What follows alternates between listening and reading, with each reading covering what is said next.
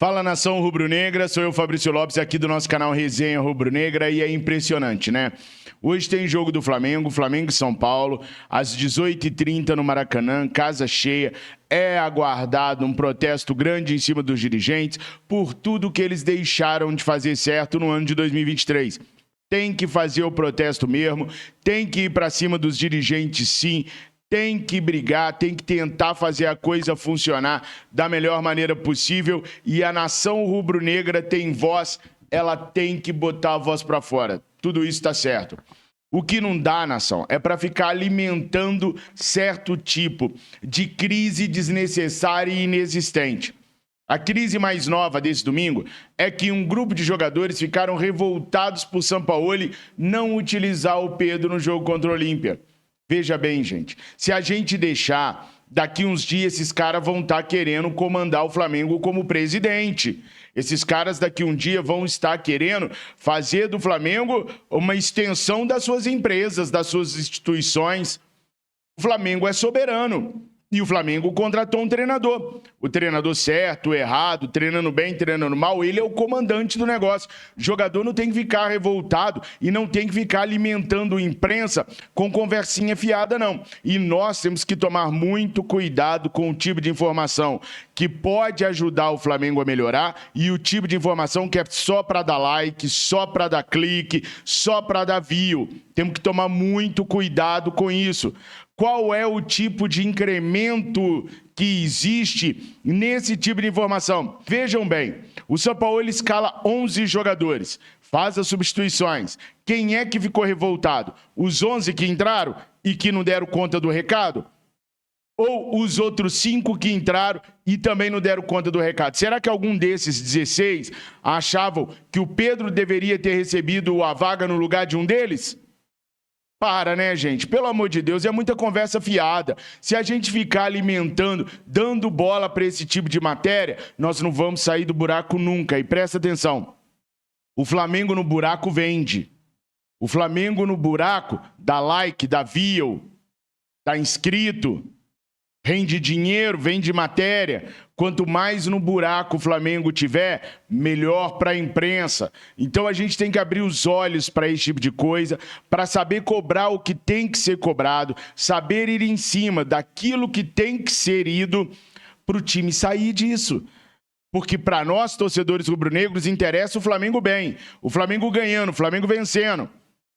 Toda a vida sempre teve jogador insatisfeito com uma decisão ou outra do treinador. Eu vou puxar lá em 1994. Ronaldo Fenômeno, já era fenômeno, estava vendido para o PSV Eindhoven, que era a principal porta de entrada dos brasileiros na Europa naquela época. Romário tinha ido para lá, Vampeta tinha ido para lá, o Ronaldo Fenômeno já estava vendido do Cruzeiro para lá, já era o artilheiro do Campeonato Brasileiro, já estava fazendo de tudo que a gente sabia que ele podia fazer.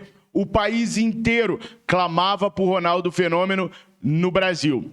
O Carlos Alberto Parreira deixou ele no banco a vida inteira. Não colocou ele. No final da Copa do Mundo, precisando fazer um gol para ganhar, na prorrogação ele coloca o Viola do Corinthians e não coloca o Ronaldo Fenômeno, que depois se tornaria muito maior, se tornaria o fenômeno que ele foi. Mas naquela época, até a mãe do Parreira foi para a televisão para pedir para o Parreira colocar o Ronaldo. E o Parreira não colocou. Em 98, os caras cortaram o Romário da seleção. Em 2002, o Filipão não quis levar o Romário. O Brasil inteiro pedindo para convocar o Romário e o Filipão não levou. Ou seja, não é uma coisa inédita, gente. Todo vestiário tem briga, todo vestiário tem até vias de fato, se vocês querem saber. O que aconteceu no Flamengo não pode acontecer. Mas eu já cansei de contar histórias para vocês do Edilson correndo atrás do Rincon com tesoura. Tesouro, Vampeta teve que entrar para segurar.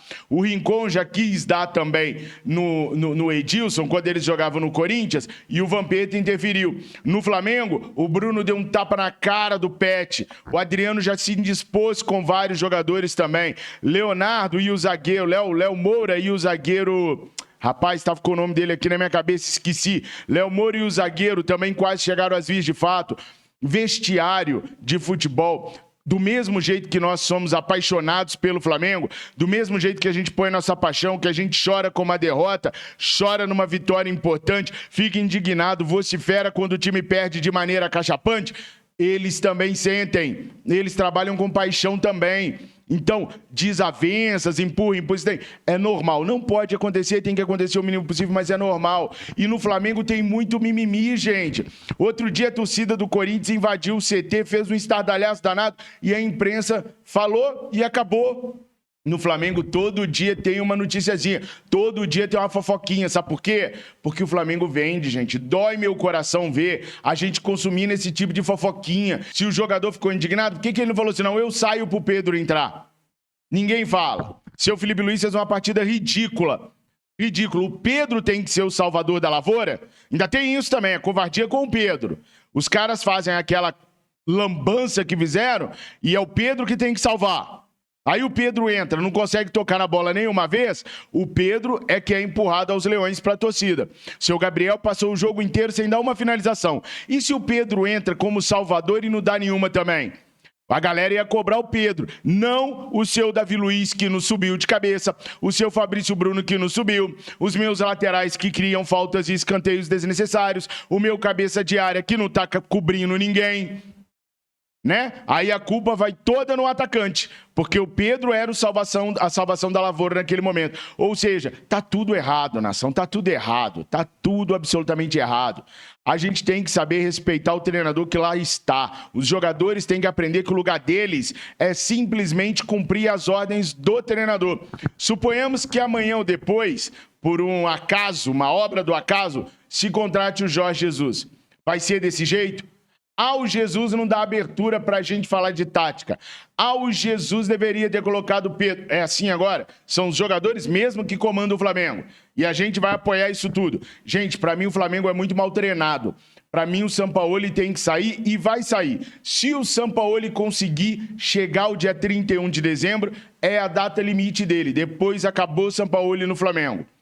Sabe por quê? Se o Sampaoli conseguir chegar... Porque parte da imprensa quer ver o Flamengo na lama, quer ver o Flamengo chafurdado em crise, porque vende, dá certo. A galera assiste mais quando tem polêmica, quando tem briga, quando tem problema, do que quando tá tudo bem. O Flamengo se encaminha para o final de ano melancólico.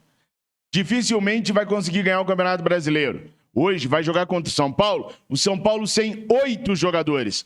8. E não tem ninguém tranquilo. Ninguém tá tranquilo. Mas se ganhar, não faz diferença nenhuma. Botafogo ganhou ontem de virada. Que timaço esse time do Botafogo, tá? Jogando certinho, com raça, com vontade. O time do Botafogo é muito mais do que vontade. Sabe jogar. Todo mundo sabe exatamente o que fazer dentro de campo. Raíssa Simplício falou isso muito bem ontem no Twitter. Os caras sabem o que tem que ser feito dentro de campo. São bons naquilo que estão fazendo. Se dedicam, têm vontade sim, mas sabem o que tem que ser feito ali. Brasileirão, pra mim já era. Na moral, Brasileirão pra mim já era. Mas tem uma Copa do Brasil aí que a gente pode disputar contra o São Paulo. Se não ganhar, o resto do ano do Flamengo vai ser melancólico. Vai ser lutar pra tentar chegar na Libertadores, chegar na segunda colocação do Brasileiro. E com esse ano melancólico, vai cair as views aqui do canal, porque não tem jeito de contratar ninguém agora. Vai cair as views aqui. Porque o torcedor vai perder o interesse. E é normal, e eu vou continuar fazendo vídeos com matérias verdadeiras. Verdadeiras. Ficar inventando crise, inventando matéria, eu não vou, não. Tá? E os outros veículos vão. Muitos outros veículos precisam inventar matéria sobre o Flamengo, porque senão não tem como fazer matéria. Senão os caras não sabem mexer. Ou tem algum fato novo de contratação, de problema de grupo, ou então não tem o que fazer, sabe por quê? Porque as views vão cair. Os cliques vão cair, a leitura na matéria vai cair. Então os caras vão inventar crise. Eu já falei para vocês, a imprensa de São Paulo dá a notícia da crise e abafa. e vai lá e sobe o time paulista. Seja Corinthians, São Paulo, Santos, Palmeiras, os caras até dão a notícia da crise, mas rapidinho eles tampam tudo e enaltecem alguma coisa. Palmeiras está em crise, mas a Leila comprou um avião, o avião é lindo, o avião é bonito, o avião é grande, o avião voa sozinho, o avião pega os jogadores dentro de casa, não sei o que tem. Aí eles enaltecem outra coisa. Corinthians vendeu o Roger Guedes, está em crise, Vanderlei, não sei o que tem, mas... Fulano, o padre corintiano, visitou o CT do Corinthians, fez uma oração, os jogadores agora estão contentes, tá tudo dando certo. É assim que as coisas são lá. A imprensa carioca só pensa em derrubar o Flamengo, só enterrar o Flamengo, só jogar o Flamengo cada vez mais para baixo. E a gente consome essa porcariada, e a gente consome essa besteirada. Gente, a gente tem que lutar em prol do Flamengo, não contra o Flamengo. E matérias desse tipo, que jogador falou, que jogador revoltou... Gente, para. O jogador tem todo o direito de ficar revoltado, só não pode fazer estardalhaço na imprensa para jogar treinador contra torcedor. Para mim, São Paulo tem que ir embora hoje. Mas vai contratar quem? Outro pé de rato? Treinador de verdade mesmo é só em janeiro. Só em janeiro. Treinador bom, parrudo, para dar conta, só em janeiro. E mais do que isso, tem que fazer uma reformulação nesse elenco mimado. A gente não precisa de nenhum desses jogadores que estão aí, presta atenção no que eu estou falando. Nenhum deles são essenciais para o Flamengo. Nenhum. O Flamengo existia antes deles e ganhava títulos. E o Flamengo vai continuar existindo depois deles. Não tem nenhum título inédito que esses jogadores ganharam. Nós já havíamos ganho brasileiro, Copa do Brasil, Libertadores. A dificuldade de ganhar repetidamente era pela falta de organização financeira. Não era porque veio o Gabriel ou veio o Arrascaeta. Não, esses caras têm que entender que se amanhã eles forem embora, faz 2 dias. Só isso. Mais nada, o Flamengo vive e eles vão. Eles passam. Eu passo, vocês passam, mas o Flamengo continua aí. Então tá na hora da gente olhar para esses jogadores de uma maneira diferente. Tá na hora da gente cobrar Landim para ter pulso firme em cima desse grupo de jogadores. O Flamengo é mais sem eles. E nós podemos negociar qualquer um deles. Só não negocia para dentro do Brasil, negocia para fora. E o Flamengo vai continuar do mesmo jeito. Agora, eu particularmente acho que a torcida tem que dar um basta nesse tipo de informação sensacionalista que a imprensa joga. Nada contra quem trouxe a notícia, quem inventou isso daí, quem trouxe a matéria. Nada contra mesmo. Só acho que está na hora da gente acordar.